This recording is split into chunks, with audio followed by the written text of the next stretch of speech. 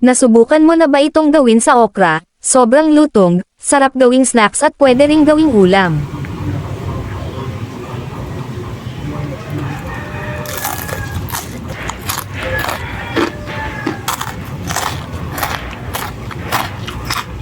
Kung hindi mo pa ito nagagawa, subukan mo na rin. Huhugasan natin ng mabuti ang okra, aalisan natin ang ulo at yung dulo tsaka hiwain ng paaba.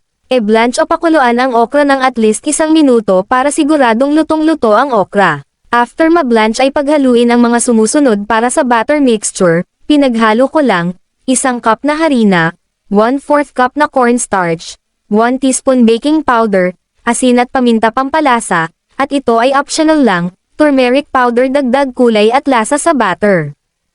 Pwede ko bang malaman kung taga saan ang mga nanonood sa akin? E-comment mo ang iyong lugar. Maraming salamat sa suporta. Haluin lang ito at lalagyan natin ng tubig. Tansyahin lang hanggang sa makuha yung semi-liquid texture ng ating batter, yung hindi masyadong dry na mabigat haluin at hindi rin masyadong matubig. Ganitong consistency ng ating batter mixture, at e-coat pa isa-isa ang mga nahiwang okra. Habang ginagawa mo ang prosesong yan ay dapat nakapainit ka na ng mantika para sa pagprito ng mga okra. Once mainit ang mantika ay ilagay na ang mga okra. Deep fry until golden crispy brown na both sides. Lutuin lang sa medium-low heat na apoy para makasigurong lutong-luto ang okra.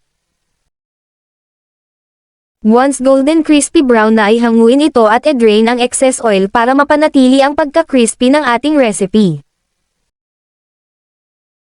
At lutuin ang iba pa hanggang sa matapos. Sobrang sarap talaga nito, perfect siya pang merienda, at masarap rin siya sa kanin. At tiyak akong mapapakain mo nito ang anak mo ng gulay sa ganitong paraan, huwag lang dalasan ang pagluto nito dahil hindi rin healthy kasi mamantika at deep fry.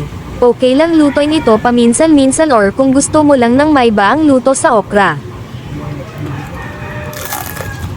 Ganyan kalutong, the best talaga ang mga pritong pagkain sa sukang sawsawan na maanghang. So yun lang po at maraming salamat sa panonood, at kita-kits sa susunod nating pagluluto.